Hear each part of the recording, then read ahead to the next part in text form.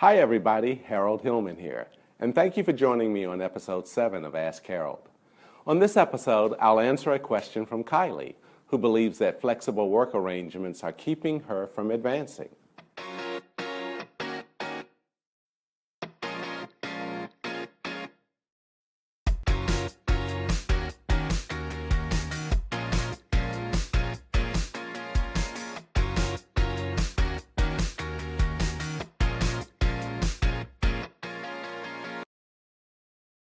Today's question for our 7th Ask Harold episode is from Kylie. Kylie faces a challenge that is pretty common, especially with millennials and working mothers making up a huge chunk of today's workforce. Are company's policies on flexible work arrangements flexible enough? Here's Kylie's question. Hi Harold, I work in a company that I have mixed feelings about. On the one hand, I really enjoy the work that I do. It's fulfilling, challenging, and I get great satisfaction from seeing the end product. I work in the IT field, if this helps. On the other hand, I'm not really recognized for the work that I do from my managers. We have flexible work arrangements which let us work from home, which I really appreciate because I have a small child I look after on some days.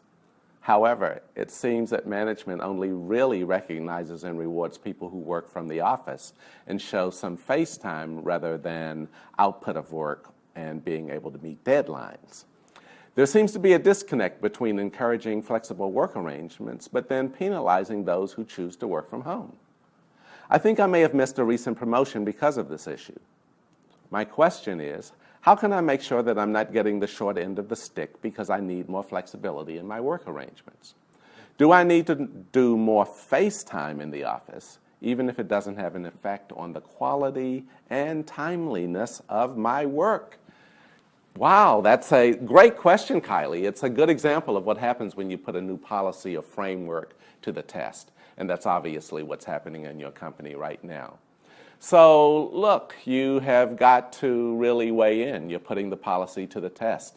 And I believe your feedback is important to make sure that it doesn't work against you and it doesn't work against the company, particularly if they lose somebody as valuable as you. So Kylie, here are 5 things that I'd like for you to think about. The first thing is assume good intent. So new policies on paper don't necessarily match the history of how things have been done for decades around there. That certainly is the case for older managers who grew up with more traditional models of how work gets done and where work gets done. So they only know one way, and their mental models are locked in like ice blocks. And the only way you unfreeze their mental models is through feedback on how the policy is working. That feeds into the second point, which is there's give and take in a relationship. Kylie, that's an inherent part of any relationship between two people or between you and the company. So have you calibrated with your manager about what's working and what's not? Have they been flexible enough in terms of what you need? And have you been flexible enough around some things that the company may need? It requires a give and take on both parts, which means that you do need to do more frequent calibrations with your manager, especially with a new policy that you're both trying to make work. The third thing is related to that, and that is you teach people how to respect you. This is an old adage that a good friend of mine says all the time. He says this all the time.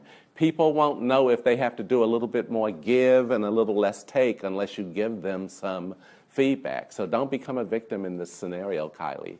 Make sure that you're helping your manager understand some things that he may not see unless you stop him and get his attention on that. The fourth thing I'd like for you to do is show some real leadership. You can add some clout to your effort to raise awareness about how flexible work arrangements can be improved. If you get the perspective, let's say, of some other people who have tested the new policy as well, it just shows leadership to say that you want to help the company be successful. And that requires frequent and proactive conversations. And getting the perspective of other people might also stand out because it's helping the company be more successful. And who knows, you may even be recognized more for doing something like this because it shows your scope is bigger than just your job. Finally, Kylie, really suggest you talk to your manager about how you can best qualify for the next promotion. Rather than guessing why you didn't get the last promotion, be proactive and ask how you can best qualify for the next promotion, taking flexible work arrangements into consideration. So, is there a capability issue you need to address? Or is there something about these roles that require you to have a stronger presence on site? Have those conversations, not in a confrontational way, but from a vantage of just trying to understand if a promotion is likely to put the policy, the flexible work arrangement policy, to a more rigorous test. Companies won't learn how to adjust good policies to meet the needs of real humans unless they hear from real people like yourself, Kylie. So thanks for that fantastic question. And thank you all for watching Ask Harold. On the next episode, I'll answer a question from a viewer who is struggling to work with a passive-aggressive coworker. Can't wait to dig into that one.